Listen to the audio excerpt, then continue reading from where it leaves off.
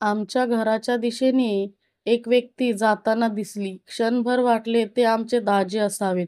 पण सणासुदीला किंवा लग्नयात्रा या निमित्तानेच येणारा हा माणूस आज एवढ्या घाईत का आले असतील? मनात शंकेची पाल चुकचुकली. कारणाशिवाय असे मध्येच न येणारा हा माणूस आला म्हणजे काहीतरी भानगड किंवा काहीतरी चांगलं काम असणार, हे नक्की. याची पूर्ण खात्री असल्याने मी भरभर कपडे धुवून घेतले आणि घराच्या अंगणात आले. तोच आतून जोरजोरात बोलण्याचा आवाज येत होता आणि मी आवाजाचा वेध घेत आणि मनात त्याच्याबद्दलचे विचार करीतच पटपट कपडे वाळत घालत होते. हा माणूस घरात आल्याबरोबर घराचं वातावरण एकदम तणावपूर्ण झालं होतं. तसे ते जेवढे प्रेमळ, मनमिळावू, कोणाच्या भानगडीत न पडणारा माणूस, खोटेपणा आणि अन्याय त्यांना दिसला तर कोणाचीच खैर नाही. मग समोर आई-बाबा असो की भाऊ-बहीण, नाहीतर बायको, कोणाचाही ते मुलाहीज ठेवत नाहीत. लहानपणी अतिशय हलाखीत जीवन जगल्यामुळं त्यांना त्या वेळेच्या परिस्थितीचं चांगली जाणीव होती आणि आहे, दुःख, दारिद्र्य, अन्याय, गरिबी, अत्याचार यातून तावून खुलावून निघाल्याने आज समाजात मित्र, नातेवाईक आणि परिवारात त्यांचं आदराने नाव घेतलं जात. अशी असामी आमच्या घरी म्हणजे एकतर काही चांगली घटना तरी दुसरं काही प्रकरण तरी असेल, असं प्रथम दर्शनी वाटलं. पण मी जेव्हा धुणं धुवून अंगणात आले, तेव्हा माझ्या कानावर एक कर्णकर्ष आवाज आला. बाकी चर्चा नको, पहिलं तिला माझ्यासमोर बोलवा.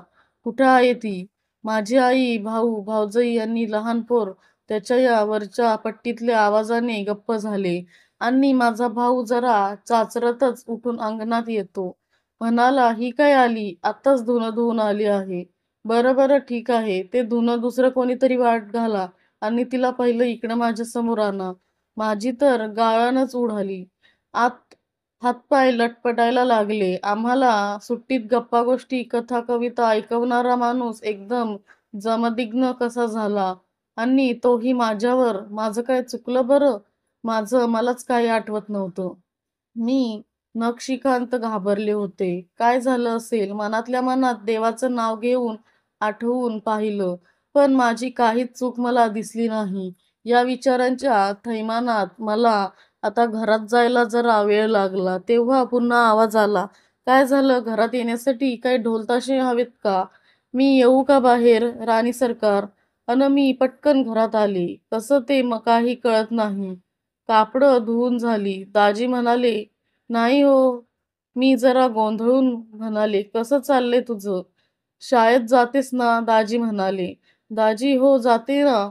मी म्हणाले, "तुला कोणी मित्रमैत्रिणी आहेत का?" दाजी, "हो, हो आहेत ना." माझा फार गोंधळ उडाला होता. आता काही क्षणापूर्वी हा माणूस एवढा अकांड तांडव करीत होता आणि आता हे असं शांतपणे विचारतात, म्हणजे मला हे सर्व काय चाललं आहे काहीच कळत नव्हतं आणि सुचत नव्हतं. माझे आई, भाऊ, भावजई तर काहीच बोलत नव्हते. त्यांच्याकडे बघितलं तर त्यांचे चेहरे रडायचंच बाकी असल्यासारखे वाटले. एखादी गोष्ट दुसऱ्या माणसाकडून अशी अशी कशी बाहेर काढावी यातला हा प्रकार असावा. आपण आपलं विचारतील तेवढंच बोलावं असं मनात पक्क केलं. तरी आता पुढचा प्रश्न आला. मित्र-मैत्रिणींची नाव सांगता येतील? दाजी, हो येतील ना. मी म्हणाले, "मग सांग बघू एक-एक नाव." शाळेत जसं लहान मूल पाढे म्हणतात तसं मी एक-एक नाव सांगू लागले. काही नाव पटापट आठवली तेवढी पटकन सांगून टाकली. मग पुढे एक-एक नाव आठवून सांगू लागले आणि ते फक्त "हं, हं" असं म्हणत होते. त्यांच्या मनात नेमकं काय चाललं होतं हे मला काही कळलं नव्हतं. पण मी जेव्हा नाव घेण्याची थांबले तेव्हा मात्र पाण्यातून उसळी मारून मगर जसं सावज अलगद पकडते तसं खिशातला कागद काढून म्हणाले, "ही चिठ्ठी कोणाची आहे? या चिठ्ठीत असलेली नाव तर घेतलंच नाही. मग यात असलेली नाव काय माझ्या बायको पोरांची आहेत का? ही चिठ्ठी नीट वाचून घे आणि आता काय ते मला खरं खरं सांग." नाहीतर मी मनातल्या मनात म्हणाले, "नाहीतर काय? ते मला सर्व माहीत आहे. माझ्या आई-बापांचं आणि भावा-बहिणीचं आज काही खरं नाही, हे मी जाणते. हा आदरयुक्त भीती वाटणारा माणूस आज माझ्याच राशीला कसा आला, हे काय कळेना झालं. मला तर रडूच कोसळलं अन मी हुदके देऊन रडूही लागले. पण सात्वन कोणीच केलं नाही. त्यात दाजी म्हणाले, "तू माझ्यासमोर रडावं असं मी काही केलं नाही. तुझे जन्मदाते इथं बसले असताना मी पामराने तुला छेडावं एवढी माझी लायकी नाही. बाय, वाच तो दिलेला कागद. आधी वाचून दाखव. वाचून झाल्यावर काय ते बघू. मग तुला काय रडायचं आहे तेवढं मनसोक्त रडून घे हो. बाय, वाच आता." मी कागद वाचू लागले आणि हा माणूस एकटक माझ्याकडे आणि माझ्या चेहऱ्यावरील हालचाली निहाळू लागला. म्हणजे या चिठ्ठीत काहीतरी खास आहे. मन घट्ट करून मी दिलेली चिठ्ठी मनातल्या मनात वाचत होते आणि चिठ्ठी वाचता वाचता माझ्या डोळ्यासमोर माझ्या गतकाळातील आठवणी पुन्हा जाग्या झाल्या. माझ्या हातून जो अक्षम्य गुन्हा घडला होता त्याचे दर्शन मला झाले. ते सारं पाप माझं माझ्या समोर चित्ररूपानं उभं राहिलं आणि पडद्यावर एखादा चित्रपट पाहावं अगदी तसं झालं. ती चिठ्ठी माझ्याच प्रियकराची होती आणि या चिठ्ठीनेच आमच्या लग्नाचा विचका केला होता. आम्ही आमची नाव लोकांना कळू नये म्हणून स्वतःचं वेगळी नाव धारण केली होती. पण याच चिठ्ठीनं आमचं सारं गुपितच उघड केलं होतं. नुसतं गुपित नाही तर आम्ही काय काय प्रेमाचे रंग उधळले तेही यात लिहिलं होतं. 2-3 गर्भपात केल्याचा उल्लेख होता. थोडक्यात म्हणजे आमची बेआबरू ही आम्हीच करून आमच्याच प्रेमाची लक्तरं अशी चार चौघात वेशीवर टांगली होती. ही चिठ्ठी वाचताना मलाच एवढ्या यातना होत होत्या की याला प्रेम कसं म्हणावं हा खरा सवाल होता. किळस येत होती. प्रियकर असून हा इतकं गलिच्छ कसा लिहितो? मला मनातून भयंकर चीड आली आणि रागही खूप आला होता. पण समोर दाजी बसले होते. नाहीतर त्याचा जीवच घेतला असता. याला काय प्रेम म्हणतात? पत्रात असं लिहायचं असतं. काहीतरी लाज लज्जा शरम असावी की नसावी असला प्रेमी काय कामाचा? ज्याला आपल्या होणाऱ्या बायकोची इज्जत अशी बाजारात मांडताना काहीच कसं वाटलं नाही. आदर नाही याला काय प्रेम म्हणतात? मी हे काय करून बसले होते? जर ही चिठ्ठी आणखी कोणी वाचली असेल तर देव जाणे, पण दाजी तर करणार नाहीत याची खात्री होती. आता मला कळून चुकले होते की आमचे दाजी एवढे का चिडले होते. अहो, ते तर नुसते रागावून बोलत होते. माझ्या आईबाबांनी किंवा भावाने हे वाचले असते तर मला विहिरीतच ढकलून दिलं असतं.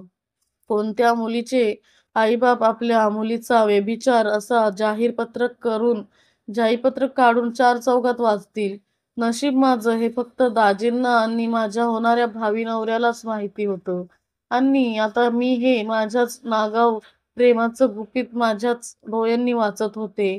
माझे वाचून झालं हे आता दाजींना कळलं होतं. "कोण आहे हा? तुमचं हे सारं काय आहे?" का मी गप्प होते.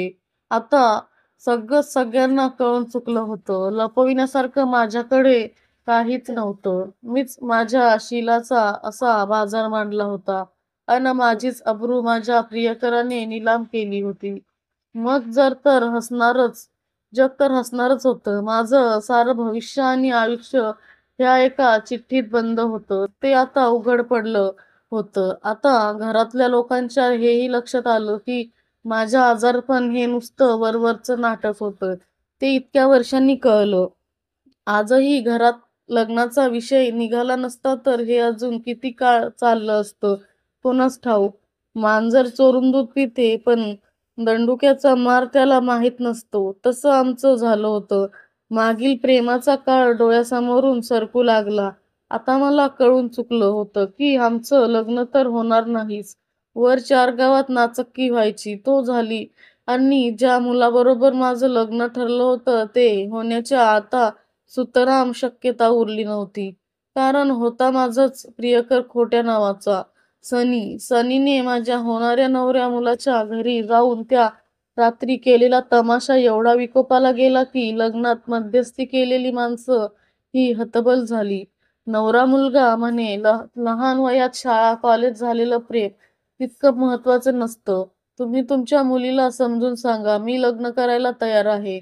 आणि नवऱ्या मुलाचं बाप म्हणतो हा जळता निखारा आपल्या पदरात घेऊन आयुष्यभर मुलाच्या बायकोचं म्हणजे पर्यायाने माझ्या सुनेचं व्यभिचारी अवतार वयात घरात बसून नुसता बघत बसू काय? माझ्या पोराचं डोकं ठिकाणावर नाही. त्याच काही ऐकू नका. झाली तेवढी नाचक्की खूप झाली. आता तुमचा मार्ग वेगवेगळा झाला. अहो आम्हीही हेच म्हणतो आहोत. आता तुमच्या मुलानं या मुलीचं नाद सोडून द्यावा आणि दुसरं एखादं चांगलं स्थळ शोधून लग्न उरकून घ्यावं. हेच तर आम्ही म्हणतो आहोत. तुमचा मुलगा म्हणाला. म्हणून प्रश्न वाढला. दुसरं काय? काय झालं होतं? लहानपणापासूनच एकत्र खेळले, शिकलेली, वाढलेली आणि आज आजूबाजूलाच राहणारी आम्ही 2 मुलं वयात येऊ लागलो आणि निसर्गाच्या नियमानुसार आता आम्हाला नर-मादीतला फरकही जाणवत होता. पण एकमेकांना कसं विचारायचं किंवा कोणी अगोदर पुढाकार घेऊन विचारावं हे आम्हालाच अनेक दिवस कळलं नाही. घरात माझं आणि माझ्या बहिणींच्या लग्नाचा विचार सुरू होता. वधूवर परीक्षेचा घाट घातला गेला. एक दिवस एक मुलगा मला पाहूनही गेला आणि त्या मुलाच्या बापानं मी सून म्हणून त्यांना पसंत आहे असं निरोपही आला. पुढे यथा-अवकाश लग्नाची बोलणी सुरू होऊन हळूहळू लग्नाच्या हालचाली वाढल्या. देण्या-घेण्याचा व्यवहार ठरला. लग्न कुठे आणि कधी करायचे निश्चित झाले होते. आता फक्त उन्हाळ्याची सुट्टी पडली की शाळांना सुट्टी असते. परगावात किंवा शहरात नोकरी निमित्ताने गेलेली लोकं आपल्या बिऱ्हाड घेऊन आपल्या गावी येतात आणि मग असा लग्न किंवा इतर सोहळे रंगतदार होतात. घराच्या मंडळींनी तसंच ठरवलं होतं. पण अनेक वर्ष रंगवलेली स्वप्नाला तडा जाणार हे लक्षातच आल्यावर माझ्या प्रियकराने सरळ माझ्या होणाऱ्या नवऱ्यालाच त्याच्या घरी जाऊन रात्रीच्या काळोखात 4-5 टपोरी पोरं नेऊन जेवणाच्या ताटावरून उठवलं आणि आडबाजूला कोपच्यात घेऊन दम दिला. "तू ज्या पोरीबरोबर लग्न करतो आहेस तिचा नाद सोडून दे. नाहीतर तुझं लग्न काय तुझ्या बहिणीचंही लग्न होणार नाही. अशा व्यवस्था करीन." असा सज्जड दम देऊन काही कागदाच्या चिठोऱ्या त्याच्या हाती दिल्या आणि तो आणि त्याचे मित्र त्या रात्रीच्या काळोखात पळून गेले. म्हणा नाहीतर निघून गेले. म्हणा नशीब माझं की त्या माणसांनी पोलीस केस केली नाही. तर आज माझी आणि माझ्या घरच्यांची रवानगी जेलमध्येच झाली असती अन आमचे दाजी काही अंगी दोष नसताना दोषी ठरले असते. निकाल लागायचा तेव्हा लागला असता. पण जनमानसात बेअब्रू झाली असती. त्याचीच मनात आता खंत आहे. असंच एका उन्हाळी सुट्टीला बाहेरगावी मुंबई-पुण्याला असलेली मंडळी नेहमीप्रमाणे आमच्या घरी आली आणि मी चोरून लपून करीत असलेल्या प्रेमाचे चाळे म्हणजे एक प्रकारचे पाप लोकांना कळू नये म्हणून पोटात दुखत असलेले सांगितले. आरडाओरडा करून जमिनीवर गडबड्या लोळू लागले. वरवर इतरांना तर तसं काहीच दिसत नव्हतं. पण मी एवढा जीवाचा आकांत करून ओरडत होते की आहे म्हटल्यावर घरातली सर्वच सैरभैर झाली. कोणी म्हणतं ओवा द्या, कोण म्हणतं गरम पाणी द्या, कोण म्हणे राजबिंदू द्या, कोणी म्हणे पोट गरम पाण्याच्या पिशवीच्या शिकवा आणि नाना प्रकारे चालू होते. पण माझं पोट दुखणं काही थांबलं नाही. कोणी म्हणे डॉक्टर आणा, कोणी म्हणे कशाला आणता डॉक्टर, नुसतं पोट तर दुखतंय. पोरगी वयात आली की दुखतं असं कधी कधी. म्हाताऱ्या बायका माणसांनी विषयाला बगल दिली आणि तात्पुरता पोटदुखी हा विषय थांबला. माझ्या पोटदुखीमुळे चाललेली धावपळ जरा स्थिर झाली. तेवढ्यात 2-3 घर सोडून असलेली सनी नेहमीप्रमाणे तिथं आला. सनी हे त्याचं खरं नाव नव्हतं. हा आमचा प्रेमाचा कोड होता. आता समवयाची मुलं-मुली एकत्र आली की गप्पा रंगतात. तशा काही आज गप्पा रंगल्या नाहीत. लहान पोरंही जरा जमतेमच वागत होती. तेव्हा सनी म्हणाला, "आज नाही खेळायचं का? आज असं गप्प-गप्प का? चला घरामागं क्रिकेट खेळू." पोरं म्हणाली, "नको आज आमची मावशी आजारी आहे. ती येणार नाही."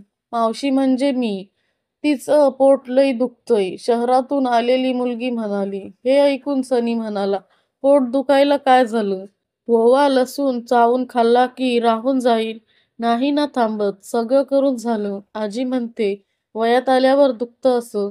मुलीच्या पोटात." शहरातून आलेली मुलगी म्हणाली, "असं कसं? आता घरगुती औषध देऊन पोट दुखायचं थांबत नाही तर मग डॉक्टरांकडं का नेत नाहीत?" तिला. सनी म्हणाला, "कसं नेणार? न्यायला गाडी घोडं नको काय? काय उचलून नेणार का? काय अन उचलून न्यायला ती काय लहान पोर आहे का? मग खांद्या-बिंद्यावर उचलून न्यायला त्याला गाडी-बैल नको का?" माझी वहिनी म्हणाली, "गाडी-बैल कशाला? मग आपली मोटरसायकल काय कामाची?" सनी म्हणाला, "मग तर बरं झालं. अगदी देवासारखा आलास बघ." वहिनी म्हणाली, "माझ्या आईला वहिनीने सांगून मन वळवण्याचा बराच प्रयत्न केला." आई जरा आडेओढेच घेत होती. म्हणाली, "साधं पोट तर दुखतंय, राहील जरा वेळानं." पण मधून-मधून माझं ओरडणं ऐकून मग आई मला डॉक्टरांकडे घेऊन जाण्यासाठी राजी झाली. थोड्याच वेळातच सनी मोटारसायकल घेऊन आमच्या घरी आला आणि मला डॉक्टरांकडे घेऊन गेला. बाकीचे लोक फक्त तोंड आवासून बघत राहिले. कोण म्हणे किती पोरगा चांगला आहे. शेजारी-पाजारी अशी मंडळी असली की चिंता जरा कमी होतात. घरात तोंड भरून सनीचं कौतुक सुरू होतं आणि तिकडं आम्ही दोघेच दवाखान्यात गेले होतो. आम्ही कोणत्या दवाखान्यात गेलो, कोण जाणे. आमच्या सोबत तिसरं कोणीच आलं नाही. खरं म्हणजे घरातल्या मंडळींपैकी कोणीतरी सोबत यायला हवं होतं, पण तसं झालं नाही. कधी-कधी अति आत्मविश्वास सुद्धा धोकादायक ठरतो म्हणतात आणि तसंच झालं. त्यामुळे माझं खोटं बोलण्याचं बळ वाढत गेलं आणि मग प्रत्येक मोठ्या सुट्ट्यांच्या अगोदर माझं कधी भोवळ येणं तर कधी डोकं दुखणं हे नित्याचंच झालं. पण सरळ मार्गी घरातल्या माणसांना माझा अजिबात संशय आला नाही. त्या दिवशी मला दवाखान्यात ॲडमिट करून तो म्हणजे माझा प्रियकर सनी 2 तासांनी पुन्हा घरी आला होता. सोबत मी नव्हते. घरी आल्या-आल्या सनी म्हणाला, "तिला दवाखान्यात ॲडमिट केलंय." तिला म्हणजे मला. अरे बापरे! हे वाक्य ऐकल्याबरोबर माझ्या आईचं तर अवसानच गळलं. म्हातारी तर मटकन जाग्यावरच बसली. पार घामाघूम झाली बिचारी. आता लेकीला ॲडमिट केल्याचं ऐकलं आणि म्हातारी आडवी झाली. म्हातारीची सून म्हणाली, "आता काय? आता पहिलं या म्हातारीला गाडीवर घाला अन् तिच्या लेकीकडं दवाखान्यात घेऊन जा. बाकी समदं आम्ही पाहुण्या-रावण्याचं बघून घेऊ. जा बरं." बिगी-बिगीनं पाहिलं. म्हातारीची सून म्हणाली, "आई दवाखान्यात आली होती. आता जरा घर कसं शांत झालं होतं, पण आतून गुमसत होतं. हे असं वर्षातून 2 वेळा नक्की होत असे अन् तेही बरोबर शाळेला उन्हाळ्यात किंवा दिवाळी सुट्ट्या लागल्या की मी हमखास आजारी पडायची आणि माझी आई शहरातली मंडळी घरी आली की माझ्या आजारपणाचं कारण सांगून कधी मुंबईत तर कधी गावाच्या दवाखान्यात माझ्या सोबत असायची. आणि आमच्यासोबत सनीही असायचा. तो का असायचा हे आजतागत कोणालाच कळलं नव्हतं. पण या चिठ्ठीनं घात केला होता. घरी लोक आले की मला आणि सनीला एकांत मिळत नसे आणि म्हाताऱ्या आई-वडिलांना आणि घरातल्या मंडळींना वाटे, शेजारचा मुलगा किती चांगला आहे. वेळी-अवेळी काही गरज पडली की लगेच हा मुलगा धावून येतो. स्वतःच्याच खर्चाने सर्व करतो. हे सर्व तो का करतो आहे हे कोणालाच कळले नाही. माझं ठराविक वेळेचं आजारी पडणं कित्येक वर्ष घरातील मंडळींना कळलं नाही आणि आता जेव्हा कळलं तेव्हा आई-वडील आणि घरातल्या मंडळींची पायाखालची जमीनच सरकली. काय करावं आणि काय नाही असं झालं. आपलीच पोटच्या पोरीनं असा विश्वासघात केला म्हटल्यावर त्या परक्या पोराला नाव ठेवून काय उपयोग होता? लग्नाचा सर्व खर्च करून झाला होता. पत्रिकाही पोहोचल्या होत्या. आता फक्त शुभमंगल सावधान म्हणायचं बाकी होतं. तेही झालं असतं. पण मे महिन्यात उन्हाळी सुट्टीसाठी बरेच लोक गावी येतात. मुलांना सुट्ट्या असतात म्हणून खरं तर लग्न तिथी त्या पद्धतीनं सर्वानुमते ठरवली होती. लग्न ठरवून 4 ते 5 महिन्याचा कालावधी होता. पण मी कोणालाही विश्वासात न घेता असा आई-वडिलांच्या गळाकेसानं कापला होता. सर्वत्र छी-थू झाली होती. विष खाऊन मरण की काय अशा यातना या पोटच्या मुलीनं दिल्यावर दुसरं काय होणार होतं? प्रेम होतं तर सरळ कोणाच्या तरी मदतीने घराच्या मंडळींना सांगावं की नाही? पण नाही, शेवटी अशी नाचक्की झाली. स्वतःचीही झोप गेली. दिवस-रात्र झुरत बसण्याशिवाय पर्याय उरला नाही. इकडं आड आणि तिकडं विहीर अशी माझी अवस्था झाली. उगाच आगीतून उठून फुफाट्यात पडल्यासारखं झालं. 4-5 महिन्यापूर्वी पहिल्यांदा मला बघण्यासाठी मुलगा आला. त्यानंतर लगेच कुणाच्या तरी मदतीनं ही गोष्ट घरात न वाद होता कशी कळेल यासाठी मी काहीच व्यवस्था केली नाही. करायला हवी होती आणि प्रेम करणाऱ्या सनीनेही नीट दक्षता घेतली नाही. मग जन्मदात्या पालकांनी काय करावं? म्हणजे मुलं-मुली आपलं गुपित पालकांना सांगतील, की याची ही व्यवस्था सरकारनेच करावी की काय? शेवटी काय झालं? ज्याच्या बरोबर प्रेम केलं त्याच्या बरोबर लग्न लावून देण्यास माझ्या आई-बाबांकडून विरोध वाढला आणि ज्याच्यासोबत प्रेम केलं त्याच्या बाप मला सून म्हणून घरात घेण्यास नकार देऊन मोकळा झाला. आणि प्रेम करणारे आम्ही दोघेही हतबल झालो. प्रेम करावे तर दोघेही आपल्या परीने जगात आपापल्या तरी सक्षम नकोत का? प्रेम करणं सोपं आहे, पण नुसतं प्रेम पोटाला 2 वेळचं 2 घास अन्न देईल का? असं वासनिक प्रेम काय कामाचं? आम्ही जीवापाड प्रेम केलं, मग आता कुठं गेलं ते? आता का आईबापाच्या पदराआड आम्ही लपत होतो? आता का नाही आम्ही आईबापाला सांगत की आम्ही प्रेम केलं, आम्हाला आमच्या मताप्रमाणे जगू द्या? आता कशाला आम्हाला आईबाप पाहिजे होते? त्याचंच अब्रूची लक्तरे वेशीवर टांगताना लाज वाटली नाही, मग आता घाबरण्याचे कारणच काय? आता आम्हाला समाज मान्यता हवी होती. आईबापाचं प्रेम आणि पर्यायाने इस्टेट हवी असते. प्रेम करताना या गोष्टी आठवत नाहीत. आता काय झालं होतं? क्या हुआ तेरा वादा किंवा जाने क्या बात है, नींद नहीं आती असं म्हणायची वेळ येते. आमचं एकत्र कुटुंब होतं, पण घरातली माणसं कामानिमित्ताने गावाबाहेर म्हणजे कुणी मुंबईला तर कोण आजूबाजूच्या परिसरात नोकरी निमित्ताने गेले, पण घरापासून दूर होते. आणि इथं गावी मी, माझी आई, एक भाऊ, त्याची बायको आणि त्याची 2-3 मुलं, बस एवढाच परिवार सध्या तरी तिथं होता. या गोष्टीला आता 3-4 वर्ष होऊन गेली होती. त्यापूर्वीची ही गोष्ट आहे. आम्ही गावी असल्याने वर्षातल्या दर मोठ्या सुट्टीला म्हणजे उन्हाळा आणि दिवाळी या शाळेच्या सुट्ट्यांमध्ये बाहेर नोकरीनिमित्ताने गेलेली घरातले लोक आपल्याला मुलाबाळांना घेऊन आपल्या गावी येत असतात. आणि मग सर्व घरचे आणि पाहुणे मंडळी आणि आम्ही लहान मुलं सुट्टी मस्त मजेत घालवीत होतो.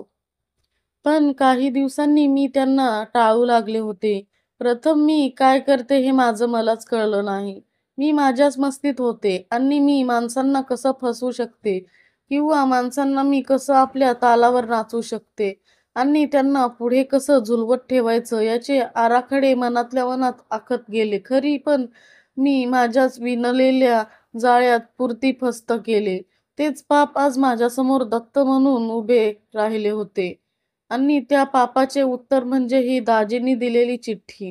मी वाचत होते. मी केल्या चुकांचे आता खिळे झाले होते आणि मला एखाद्याला खिळे ठोकून सुळावर देतात तशा यातना होत होत्या. घटना तर घडून गेली, पण त्याची सल मनात अजूनही कायम आहे. आता माझं आणि माझ्या मोठ्या बहिणीचं लग्न ठरलं होतं. दोन्ही लग्न एकाच दिवशी, एकाच तारखेला, एकाच वेळी, एकाच ठिकाणी होणार होती. हे सगळं मला माहीत होतं, तरी मी माझ्याकडून झालेली चुका माझ्या घरी सांगितल्या नव्हत्या. त्या चुका मी लपवायला गेले आणि आज त्याचं फळ मी भोगते आहे. एवढं सर्व झाल्यावर कोणत्या मुलाचं बाप गप्प राहील? आणि तसंच झालं आणि माझ्या लग्नाचं एका नाट्यमय सोहळ्यात रूपांतर झालं आणि मग माझी झोप उडाली. माझं लग्न ज्या मुलासोबत होणार होतं त्याचे मुलाचे वडील म्हणतात, लग्नात मध्यस्थी करणाऱ्यांनीच आम्हाला फसवलं आणि अंधारात ठेवलं आहे. या मुलीचं दुसऱ्या मुलीसोबरोबर प्रेम प्रकरण नसताना आणि अनेक वर्ष हे असंच सुरू असूनही मध्यस्थी करणाऱ्यांना हे माहीत नाही म्हणतात. तुम्ही म्हणजे आश्चर्याने आहे. हे कसं शक्य आहे? अशी घरात घुमत स्त्री सुरू झाली असताना मी शांत कशी झोपू शकते? मनाची उलाढाल सुरू होती. तिकडं सनीच्या बापानं तर हैदोस घातला होता. ज्या मुलीसोबत सनीचं प्रेम आहे असं लोक म्हणतात ती मुलगी दूरच्या नात्यानं प्रेम करणाऱ्या मुलाची बहीण लागत होती, असं सनीच्या बापानं म्हणलं होतं.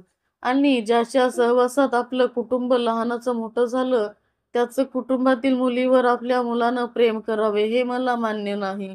तुमच्या मुलीचं ज्या मुलाबरोबर लग्न ठरलं आहे, ती चांगली माणसं आहेत. तुम्ही त्याचं मुलाबरोबर लग्न करा आणि मोकळे व्हा.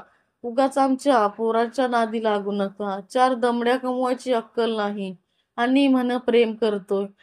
याचा बापानं कधी प्रेम केलं आहे का? वर तोंड करून सांगते म्हण प्रेम केलंय. येऊ दे तर याला घरी. बघतोच कसं प्रेम करतोय ते.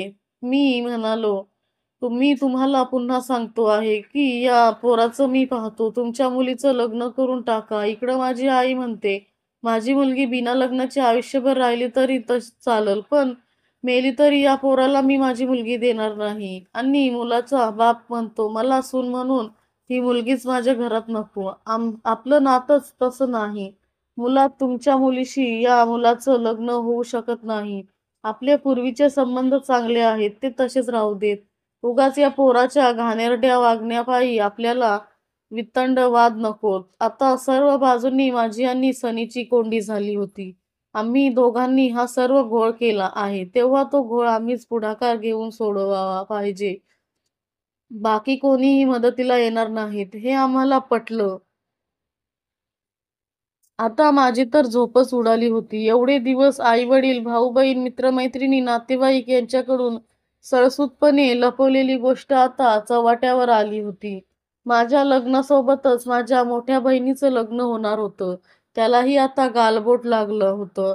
आमचे दाजीच मध्यस्थी असल्याने एवढं घुमशान होऊनही कसंबसं तिचं लग्न झालं. पण म्हणावं तसा आनंद माझ्यामुळे कोणालाच उपभोगता आला नाही. याच याचं आज जास्त वाईट वाटत आहे. मध्यस्थी माणसं आणि इतर पाहुणे मंडळी विश्वासू आणि सामाजिक भान ठेवणारी असल्याने अडचणी कमी झाल्या. पण माझ्या आणि सनीच्या लग्नाचा गुंता अधिकच वाढला.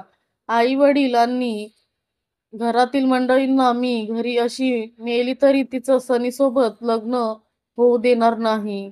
बस असं माझ्या आईनं सांगितल्याने आणि सनीच्या बापाला मी त्याच्या घरात सून म्हणून नको असं भांडण इरेला पेटल्याने आम्हाला लग्न सोहळा न होताच मोडीत निघाला होता. रोज एकमेकांच्या दारासमोरून जाताना जीवभावाची माणसं अचानक एकमेकांचे मोठे दुश्मन झाली. मित्रांनो, तुम्हाला जर या स्टोरीचा पुढील भाग हवा असेल तर लाईक करा.